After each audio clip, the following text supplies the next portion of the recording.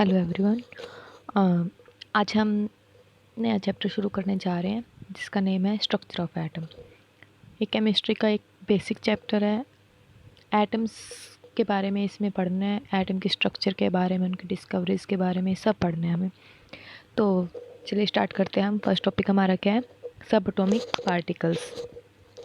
Any substance that has mass and occupies space is called matter. कोई भी substance जो जिसका कुछ मास होता है और वो स्पेस ऑक्यूपाई करता है उसको क्या बोलते हैं? Matter. It is made up of small particles called atom that can not be further divided. ये छोटे छोटे स्मॉल पार्टिकल से मिलकर बना होता है और जिसको हम आगे फर्दर डिवाइड नहीं कर सकते। This idea was first proposed by the Greek philosopher Democritus. ये किसने दिया है? डेमोक्रिटस ने दिया है, जो ग्रीक फिलोसफर है। However due to lack of scientific evidence, जो डेमोक्रिटिक्स था ये आइडिया था इग्नोर किया गया जब तक जॉन डॉल्टन ने नई थ्योरी नहीं दी। उसके बाद जॉन डॉल्टन जी आए, उन्होंने क्या दिया?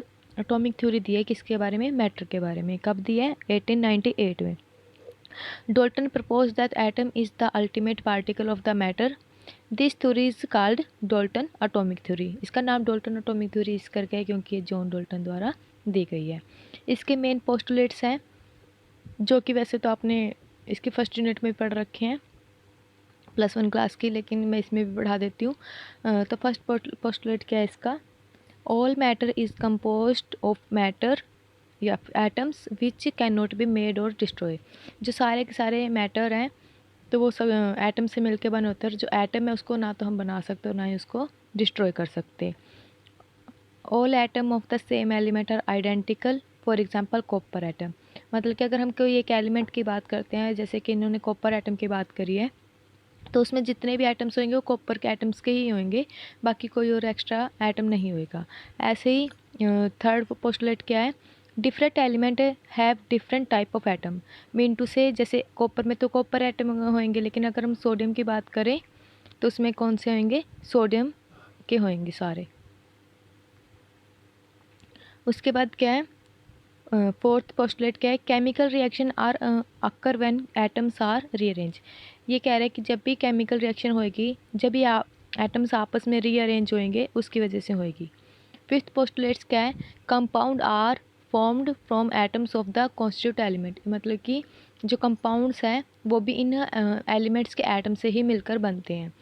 John Dalton theory was able to explain the law of conservation of mass, law of multiple proportion, law of constant proportion. Mean to say in जो जॉन डॉल्टन ने थ्योरी दी थी ना, उसकी वजह से हमने बहुत सारे लॉ भी एक्सप्लेन किए हैं। उसके बाद इसमें भी कुछ ना कुछ कमियां थी। जॉन डॉल्टन ने सिर्फ एटम उसके बारे में बताया कि उसके एटम के स्ट्रक्चर के बारे में, उसका नेचर कैसे, इसके बारे में कुछ नहीं बताया। तो जैसे जैसे जैसे जैसे एक्सपेरिमेंट करते गए हैं, नए नए साइंटिस्ट आते गए हैं, ऐसे ऐसे नई नई थ्योरियाँ भी आती गई है। जैसे कि फर्स्ट थ्योरी 1808 में जॉन डॉल्टन ने दिया। कौन सी दिया? Atomic theory of matter. उसके बाद माइकल फैराडे, इन्होंने उसके नेचर के बारे में बताया है। फिर उसके बाद विलियम क्रूक्स आए, उन्होंने इनकी कंडक्शन के बारे में बताया है। उसके बाद डिस्कवरी करी है गोल्डस्टाइन एनोड रे की। जे थॉमसन ने कैथोड रे की प्रॉपर्टीज़ के बारे में बताया है।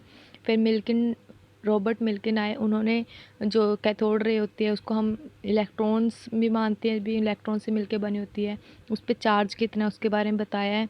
उसके बाद जेम्स चैडविक जी आए, उन्होंने न्यूट्रॉन के बारे में बताया है। ठीक है, तो अब जो भी कोई थ्योरी देता है उसमें कुछ ना कुछ, कोई जो भी नया साइंटिस्ट आता है उसमें जो कमी बताएगा, उसके बाद वो नई थ्योरी अपनी देगा। तो जॉन डॉल्टन की क्या था? उन्होंने इलेक्ट्रिकल नेचर नहीं बताया किसका? मैटर का, या फिर मैटर में जो एटम है उसका। तो इसके बाद माइकल फैराडे आए, उन्होंने एक एक्सपेरिमेंट किया। उन्होंने क्या किया? It consider an beaker in which 2 electrodes are dipped in the electrolyte solution. उन्होंने क्या लिया? एक बीकर लिया जिसमें 2 इलेक्ट्रोलाइट डिप्ट कर दिए सोल्यूशन में, इलेक्ट्रोलाइट सोल्यूशन में। इलेक्ट्रोलाइट सोल्यूशन जैसे कि हमने NaCl ले लिया, जो कि इलेक्ट्रिसिटी पास करने पर आयंस में 100% टूट जाते हैं। ठीक है, the 2 electrodes are joined with batteries. उन्होंने बैटरी के साथ कनेक्ट कर दिया। उसके बाद ऑब्जर्वेशन में क्या देखा उन्होंने? Michael Faraday found that when electricity is pass through an electrolyte which is a solution that conduct electricity, chemical reaction resulting in the deposition of matter at the electrodes take place. उन्होंने क्या किया? क्या देखा उन्होंने कि जब भी पूरा सेटअप हो गया उसके बाद केमिकल रिएक्शन शुरू होगी होना, तो उन्होंने इसके कंक्लूड निकाला कि इसमें कुछ ना कुछ नेचर है, इलेक्ट्रिकल नेचर है, मतलब कि चार्ज प्रोड्यूस हुआ है इसके ऊपर। This experiment prove that electricity constitute of charge particles which is turn indicate the electrical nature of matter. इसके बाद उन्होंने सिर्फ मैटर के बारे में बताया, आगे फिर एटम के स्ट्रक्चर के बारे में किसी ने कुछ नहीं बताया यहाँ तक। उसके बाद क्या आए, विलियम क्रुक्स आए। कौन आए? William crooks.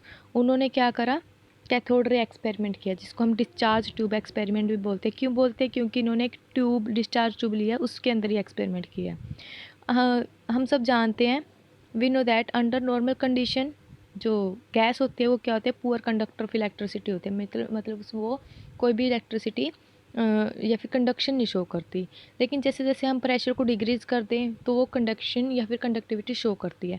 जैसे कि इन्होंने एक एक्सपेरिमेंट करा है, एक क्या कंस्ट्रक्शन में देख लेते हैं हम इन्होंने क्या क्या लिया। It take a discharge tube which is a cylindrical hard glass tube about 60 centimetre length. इन्होंने एक हार्ड ग्लास ट्यूब लिया है जो कि जिसकी लेंथ कितनी है? 60 सेंटीमीटर है लेंथ। उसके बाद it sealed at the both end fitted with 2 metal electrodes. इसके बाद इन्होंने इसको सील कर रखा है और इसके अंदर क्या 2 मेटल इलेक्ट्रोड ले रखी है। और जो ट्यूब है वो किसके साथ? एक वैक्यूम पंप है उसके साथ भी कनेक्ट है, क्योंकि जब हम प्रेशर डिक्रीज़ करेंगे तभी तो वो कंडक्टिविटी शो करेगी। तो इस वैक्यूम पंप की हेल्प से हम क्या करेंगे? प्रेशर को कम करेंगे। उसके बाद सारा सेटअप होने के बाद उन्होंने ऑब्जर्वेशन की। तो फर्स्ट ऑफ ऑल तो उन्होंने नॉर्मल टेम्परेचर या फिर हाई वोल्टेज तो अप्लाई करी है, लेकिन प्रेशर उन्होंने नॉर्मली रखा। कितना रखा? 1 एटमॉस्फेयर। तो उन्होंने देखा भी कुछ भी रिएक्शन नहीं हो रही या फिर कुछ भी चेंजेस नहीं हो रहा। तो हम क्या लिखेंगे? Under normal pressure 1 atmosphere and high voltage about 1000 volt, no observation take place. And then second में क्या किया? When the pressure inside the tube reduce slowly with the help of vacuum pump about 10⁻⁻², मतलब कि 0.01 about, and high voltage applied the gas emitted at light. मतलब कि जब उन्होंने 10⁻⁻² pressure करा है तो उन्होंने देखा भी हल्की सी एक लाइट शो हुई थी, एमिट हुई थी। उसके बाद उन्होंने थोड़ा सा और प्रेशर डिक्रीज़ किया। कितना किया? The emission of the light take place when the pressure reduce 10⁻⁻4 atmosphere. जो वाल्स हैं डिस्चार्ज ट्यूब की अपोजिट कैथोड के अपोजिट में तो वो ग्लो करना शुरू हो गई, जिसको हम फ्लोरोसेंस भी बोलते हैं। ग्रीनिश कलर शो हुआ। The walls of the discharge tube opposite to the cathode start glowing with a faint greenish light called fluorescence। जैसे कि हम डायग्राम में देख सकते हैं, कैथोड के opposite side dark colour show किया गया। ये ऐसे हो गई थी, ठीक है। This experiment show that the fluorescence is due to bombarded of the gases walls of the tube by the rays emitted from the cathode, so this rays are called cathode rays. मतलब कि ये क्या कह रहा है, जो fluorescence क्यों या क्योंकि जो गैसेस थी इसके अंदर, गैस के ट्यूब के अंदर, वो क्या है? बम्बार्डेड हुई। बम्बार्डेड होने के बाद वो किस पे जाके हो गई है? कैथोड के अपोजिट साइड, इस करके इसको कैथोड रे भी बोला जाता है। उसके बाद क्या प्रॉपर्टीज़ कर लेते हैं। प्रॉपर्टीज़ ऑफ द कैथोड, इन्होंने सिर्फ कैथोड रे के बारे में बताया, उसकी प्रॉपर्टीज़ के बारे में कुछ नहीं बताया। तो उसके बाद जे थॉमसन जी आए, उन्होंने 1897 में एक्सपेरिमेंट किया। उसके बाद बहुत सारे साइंटिस्ट को वर्कर्स ने भी उनके साथ एक्सपेरिमेंट किया। जैसे कि फर्स्ट एक्सपेरिमेंट उन्होंने क्या किया? Glass tube as it is रखी, तो लेकिन बीच में एक ऑब्जेक्ट रख दिया, ठीक है।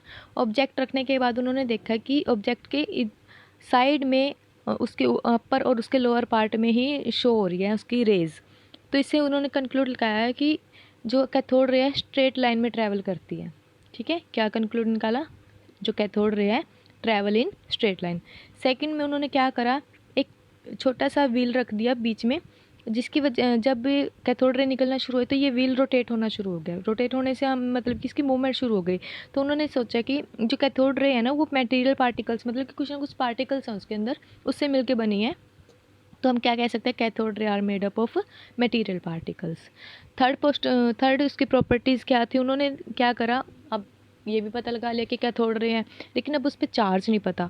तो उन्होंने क्या किया? इलेक्ट्रिकल फील्ड अप्लाई कर दी। इलेक्ट्रिकल फील्ड अप्लाई करने के बाद देखा जो कैथोड रे है वो किसकी तरफ जा रही है? पॉजिटिव चार्ज की तरफ जा रही है। किसकी तरफ? पॉजिटिव चार्ज की तरफ। तो cathode ray constitute of negative charge particle, मतलब कि अगर वो पॉजिटिव की तरफ जा रही है तो हमें पता है कि अपोजिट चार्ज होते हैं वो अट्रैक्ट ईच अदर होते हैं। तो वो क्या कर रही है, तो हमने कंक्लूड निकाला जो कैथोड रे पे वो क्या है, नेगेटिव चार्ज पार्टिकल है, जिसको हमने इलेक्ट्रॉन का नेम भी दिया है। Cathode ray produce heating effect. Heating मतलब कि जब कैथोड रे किसी मेटल पे इफेक्ट कर रहे हैं तो वो हीट हो जाता है, तो इस करके ये क्या करें, produce heating effect. Cathode ray produce X ray when they strike on surface of hard metal such as copper, molybdenum, टेक्सटा, मतलब कि जब हम वो एक्सरे प्रोड्यूस करेगी जब हम उसको हार्ड मेटल सरफेस पे उसको स्ट्राइक करवाएंगे। 6 प्रॉपर्टीज़ क्या है, cathode ray inside the gas ionise the gas through which they pass, मतलब कि जो कैथोड रे जिस गैस में से पास करे वो उसके आयंस मतलब कि उसको आयनाइज कर देती है। 7th प्रॉपर्टी क्या है उसकी, cathode ray affect the photographic plate, this effect is called fogging, मतलब कि अगर हम कैथोड रे के सामने फोटोग्राफिक प्लेट रख देंगे तो जो उस पर डॉटेड डॉटेड हो जाएगी या फिर फोग जैसा हो जाएगा तो हम उसको क्या बोलेंगे, फोगिंग बोलेंगे। 8th प्रॉपर्टी क्या है, जो कैथोड रे है can pass through the thin foil like aluminium, मतलब कि अगर हम उसके सामने थिन फॉयल रखेंगे तो वो उसमें से पास हो जाएगी आराम से। उसके बाद क्या है, these particles constitute cathode ray, वही मैंने आपको पहले ही बता दिया, अगर इस पर नेगेटिव चार्ज है तो उन्होंने इसको इसका नाम दिया, इलेक्ट्रॉन्स का नेम दिया। आज के लिए इतना ही, कल हम इसमें क्या करेंगे, determine the charge mass ratio, मतलब कि उस पर कितना चार्ज है। उसके बाद नेक्स्ट टॉपिक हमारा क्या होएगा, उस पर उसका मास कितना है, चार्ज और मास का पता लगाएंगे। ठीक है, थैंक यू।